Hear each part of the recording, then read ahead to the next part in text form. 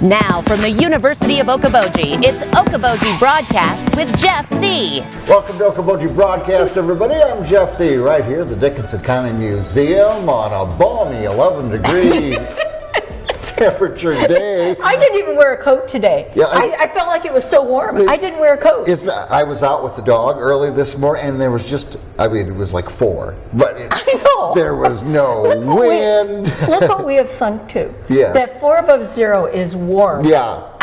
And after December, we were like, it's only going to get to 25 today. Anyway, Mary Dreier's here with me today. Mary, we've got some things set up. You've got a movie screen or video screen, whatever you want to call it, all set up here in this fancy contraption. And we're looking at some images that you have found. Yes. Let me tell you about these. These were in my uncle Lee Smith's collection. Lee was a rural mail carrier here in Spirit Lake for years and years, decades he was, and he was also a photographer. His photographs are just amazing. Wow. And I have these filmed clips from probably late 30s, early 40s that show wintertime around the area that are just so fun.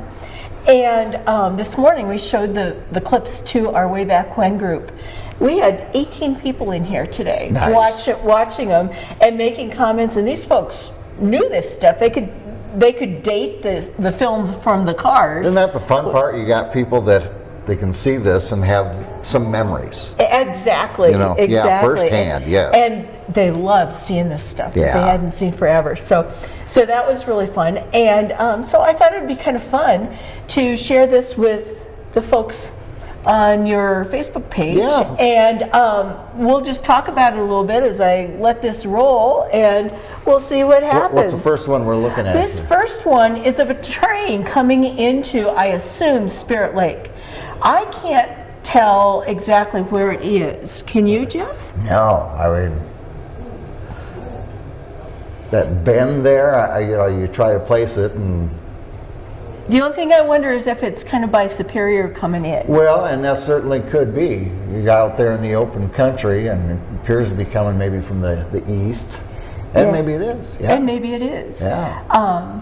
This I just love. Now, Lee Smith, who probably took these videos, was, like I said, a rural mail carrier. His route was around Big Spirit Lake. Okay. And so my hunch is that this road grader is somewhere around Big Spirit Lake. I don't know for sure. Yeah.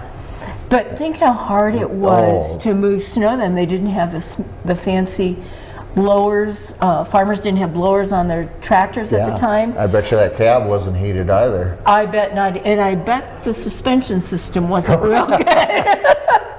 But I figure that this has got to be like March when things are, when the snow is melting. Yeah. Another thing I noticed is how muddy the road is underneath. Oh, sure. I'm not seeing much gravel on that. No, not at all. That looks like a mud road. Yeah, and you see the windmill in the background? Oh, yes. So those windmills were still around at this time. Wow. And we're entering into my very favorite part of this whole video, the ice harvest. Oh, yeah. With donkeys, the old trucks. The guys today thought that those were about 1935, 1938 trucks. Oh, okay. So this would be after that time. Look how bundled up the guys are. Sure. And how they're using, really tools that had been used probably for a century. Right. Yeah. There's nothing automated about this system at all. And bringing the cut cubes up into the back of that truck. Right. This morning we couldn't figure out where this was. Seeing that picture, I know where it is. That's Pillsbury Point. Well, sure is. Look at it. So this is out in front of the park. Yeah. Oh, darn, look at that. And that's how they cut. Yeah. It's one of the older style cutters. I love that old truck. I do too. There's one of those right up there in the bottom of West Lake. Yeah, we all know the story of that. And look at them all lined up there. Yeah. I mean, that was a big product. for people in their ice boxes before Exactly. refrigerators. It was the only way to keep dairy products and meat products refrigerated. Yeah. If this was if they were harvesting the ice in front of the park, I'm wondering if this is the ice house that was kind of underneath where the water tower is now in Arnold's Park. I don't know that. And then, of course, we have the ice pictures. Looks like an iceberg, doesn't it? Oh my gosh, can you imagine how cold that was? And to have the open water, but yet have the ice on the docks like that, and how thick it was. Yes. That's got to be Pillsbury Point there. Yeah. Oh, that looks cold. Oh, no kidding. Isn't it fun to have this footage? It really, really is. We've found short video clips of other things. Like we've got one video clip of folks at Terrace Park, another one at the Floating Mansion. Oh, yeah. And there's from the park. This! Oh, here we I just go. love this, Jeff. I just love this. Look at that toboggan The go. old toboggan run. I just get thrills. And where are we looking at right now? This is where Memorial Park is in Spirit Lake, and this is the first of the toboggan runs that were there. There was another one that went up in the 60s, and I'm not sure how long it lasted, but this was way before then.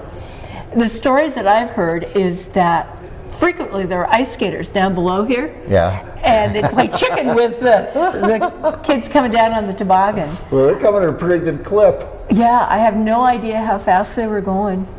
And then playing hockey on the ice. You just don't see this anymore. No, we've got an ice arena for this now. Yeah, that must be on East Lake, seeing where the... Yeah, I can see, yeah. Where, near the bridge, Yeah. near Memorial Park, Yeah. I'm guessing. Yeah. But we just don't play on the ice, except for winter games anymore. Once in a while you see an ice boat, but that's not very often. Yeah, that had to hurt. That had to hurt. That'll leave a mark. Yeah. But you don't see people, even kids, ice skating out there anymore. It used to be quite a thing to go out and skate on the lake. Right. And we're lucky now that we finally have ice. Yeah, right? Exactly. And this ice fishing with nets, the seining of the rough fish, I still don't understand how they get the nets underneath the ice. I was told that they drill 2 holes and they stick a board with the net down one hole and then push it to the other one. But how do they know when they're at the hole, the second hole? There's a catch. Yeah, no kidding. Holy cow. Yeah.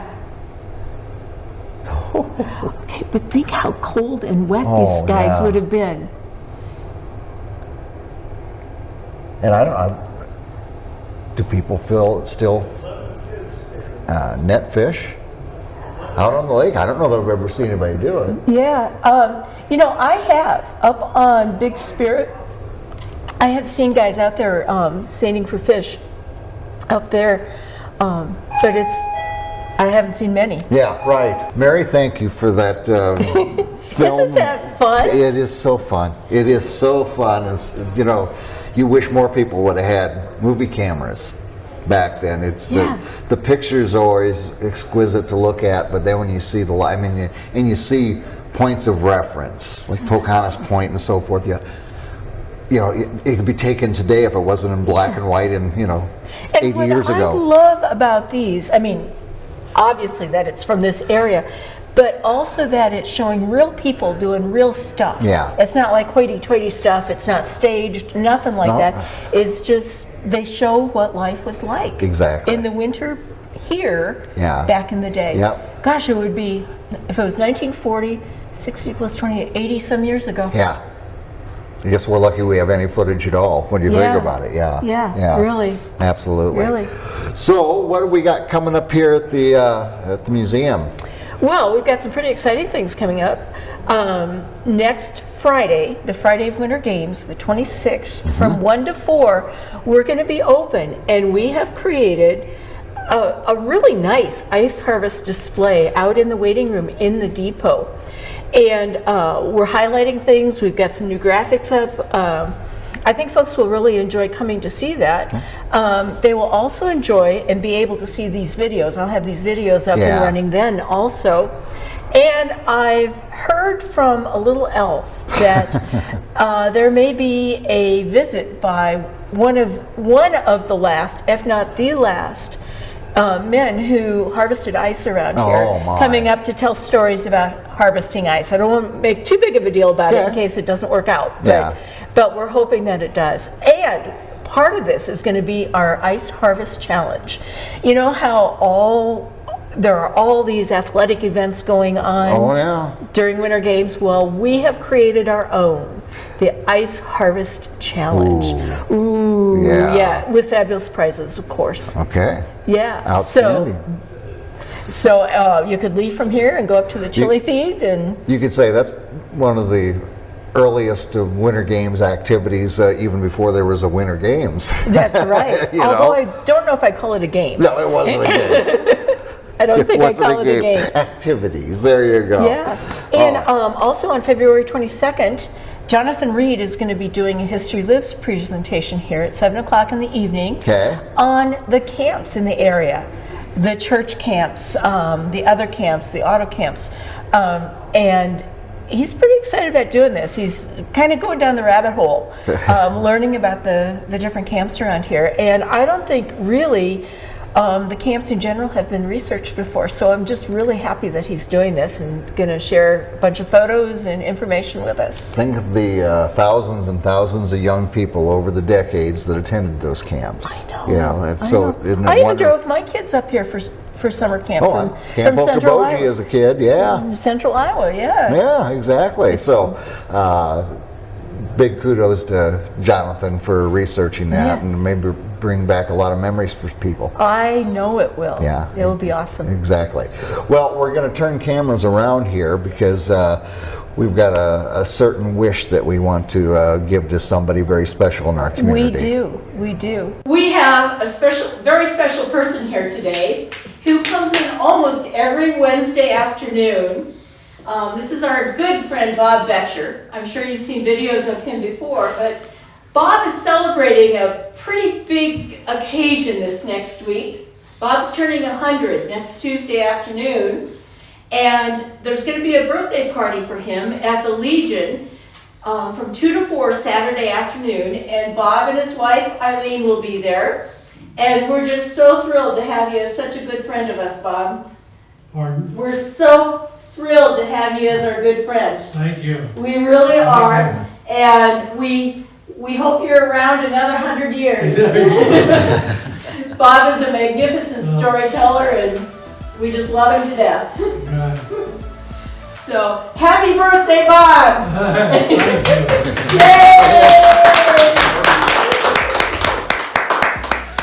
And thanks for watching Okoboji Broadcast. We'll see you next week. Okoboji Broadcast from the studios at historic Arnold's Park Amusement Park is brought to you in part by West Wealth Management, a financial advisory practice of Ameriprise Financial Services. Advisor Jan Spielman, AJ Spielman, and Erica Wachholz. The headquarters of the University of Okoboji is at the Three Sons, open Monday through Saturday 10 to 5 and Sunday from 10 to 4.